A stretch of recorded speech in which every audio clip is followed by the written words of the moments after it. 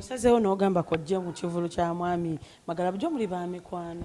Mwami Magala abadde mukwano gwange nga naye simulabangako naye nga yiyandabako naye nga nze mbadde sikola simulabangako naye nga mulaba ku TikTok era nga nnyumira nnyo ku social media abanyumira nnyo. Ekivulu kyo kibadde kitya Abaganda abasukkulumu mu myaka 2024 Abaganda abasukkulumu anti singa yabateekamu mu katabo n'abasoma abasukkulumu abo ne baali badde nga balinga 600 naye nga amanya yagamentioninga so ndowooza kyekiresemu obunafu n'advert teyabadde nungi n'okubeera nti gwe mulundi ogusooka mmanyi nti nno entandikwa tebeera nyangu. Nze Magala yakajja ku social media tabaddeewo ebbanga ddene naye bwazze nakuba ejja kuba ntandikwa nnungi atandikidde mu kifo kinene wano si buli muntu nti ajjawo tomuyita emmere si buli muntu nti ajja kula bonita ne bwebanga teteze mu bantu b'osuubira naye okugisasula tugiyite ey'okusaaga. Ekituulira nti ojja ku kifo ekyawaggulu. Ekifo ekyawaggulu kye kiriwa kyendiko kya wansi kyekifo ki ekyoba M. Nze mu politics ekifo kyemmanyi ekyawaggulu kyekya pulezidenti wange kyaliko Robert Kyagulanyi Ssentamu. Mu budde buno saagala kubuuka mugga gwe sinnatuukako.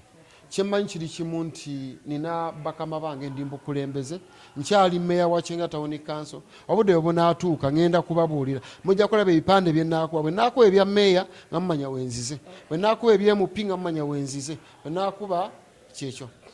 Munnange waliwo atunyumiriza akagero nti wene mwami Mamuli Katumba bwe yakugobanga buli kaseera. Mamuli Katumba yangoba naye okungoba kwa motivating kwampa amaanyi nti bwe yangoba nakola nnyo n'amala ate najja nsanga ng'ate nkoze ekibiina ate nga nze mukama we. So ebiseera ebisinga bwe bakugoba yangoba yali boss mu kibiina mu Kisagita Singers kya Fred Chwanuka Fiina yangoba simanyi kye yangobera yandabamu bamputtu manyi nali nyimbanga kafeero nga naye ayimbanga kafeero oba ekyo kyekyaleeta obuzibu nga banfuwanga akasente kangi naye ndowooza namujeemera amanyi engeri yali nti yali boosi yangamba akola kino nga nange njewulira mpulira nange mmanyi okuyimba nanfuumuula naye eyo saakingi gye yakola eyo okungoba okwo nti ekyo kya motivating. I was very much motivated nengenda nkola nnyo andabeko nga nsucceedings era yajja naneyungako kyaliwa era y'omu ku bamenta bange kubanga yampa amaanyi.